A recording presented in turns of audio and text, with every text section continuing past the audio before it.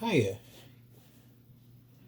So I want to talk about this thing. I was just watching this video. It's about Dragon Ball GT and Dragon Ball Z and stuff like that. And it made me think about Dragon Goku Junior's timeline. I guess it makes sense, his timeline. And so I was wondering, like, Goku Junior is like, he's supposed to be like what, the 15th descendant of the Goku's timeline. This is after GT, even though it's technically not canon. And the video also goes to that one in Dragon Ball Heroes, and it shows like Goku kind of visiting like different parts of like when he went back in time, he encouraged himself, and it was just kind of describing how he met himself with it in past time, like in the past, or in a different timeline, or in the future.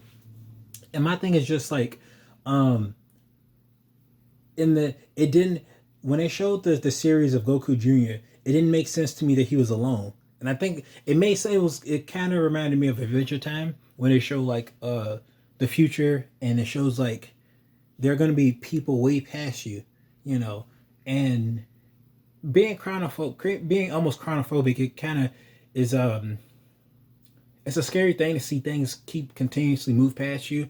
But when we understand that, like, it's life, life moves on, and even though you make failures and stuff, life continues to move, and death is a part of life. And so it's like it's okay that life continues to move on. My thing was just that they show Goku Jr. by himself. And my issue with that was that, where's the next generation? Goku Jr. couldn't have been by himself. It's not like everybody just didn't have kids.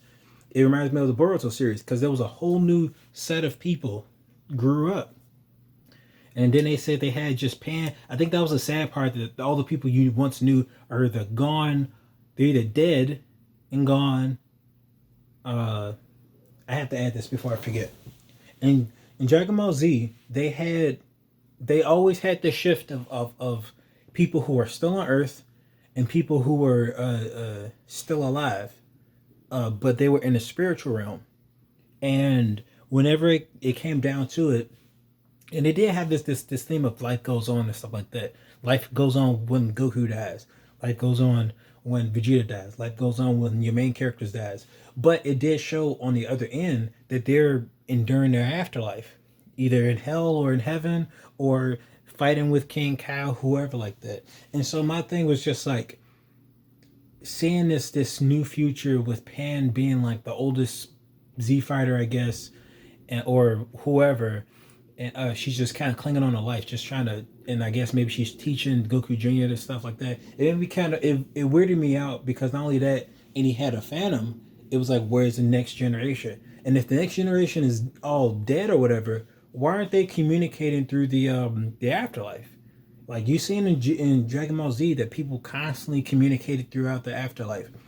And Dragon Ball Super, you see them not just communicating throughout the afterlife, they're literally talking to gods. And they're talking to like Zeno, whoever his name is. He's basically the god of everything, of all the universes and stuff.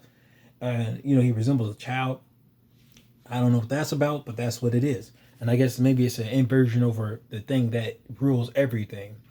He's not necessarily just like a all powerful, all omnipotent being. I mean, the person is all powerful, but that person is childish. So he views things as extremely childish, and it's almost like being babysat or something. And but my point is that in these different perspectives, yes, I guess it is in response to that video, but it's not just that. It's just kind of like the theme of this post Dragon Ball GT. It was just simply weird, and I knew it was it was unsettling me, because he was by himself and nobody was there. But it's illogical. It was very illogical to me, and I could not articulate why it was illogical until I understood at that point that just because the main people die, or like if I die in like 20 years or whatever, it doesn't mean that you're gone completely. What you do and what you leave behind matters, and it's gonna matter to the next generation. And is like the next generation is not going to be left alone. At least, hopefully, it's not. And and I think that those are the things that were leaving me unsettled. Like it's not like you don't, and regardless of whatever happens, whether it's multi universes and you have to interact with your person of another universe or whatever, you leave something behind. And even if you meet yourself in one universe or in the past or whatever, you affect the past, you affect the future, you affect something. You have an effect on stuff. And I guess that's my point. And that's something that I felt that post, I don't even know, series, documentary or whatever, that was kind of showing like kind of reminiscing over Goku's adventures and stuff as a young person or a person who's still alive. I found that it was kind of like, I found it was inappropriate simply because he was, you know, just because a new generation happens doesn't mean that, oh, let's just go over the good old days of the person you once knew. It's like, no, there was a completely different generation. I mean, and the generation doesn't stop just because people you like or you die or the things you like dies. It's like a new generation comes and they make their own thing. They make their own style. So, and that's okay. That's not always a problem. They have to figure out the world just like you did. But in the same vein, it's a benefit that you carry the next generation forward for that reason. Not just because you won't finish or accomplish your own heights, but because you have something to carry on.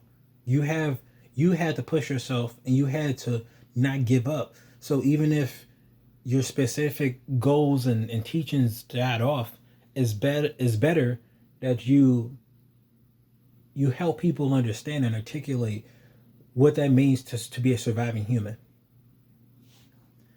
So I think that's all I want to say. It's just like um, you leave your mark on the world, and I think if you believe in the afterlife, then that's great. It still matters, and if you don't believe in the afterlife, it still matters that you won't be here in this world at some point, and who knows how when that'll be. But knowing that you may not be here forever, it's good to have perspective, do what you want, but also make sure the next generation gets taught. So they can learn how to grow and be better and teach that next generation. But but yeah, that's it.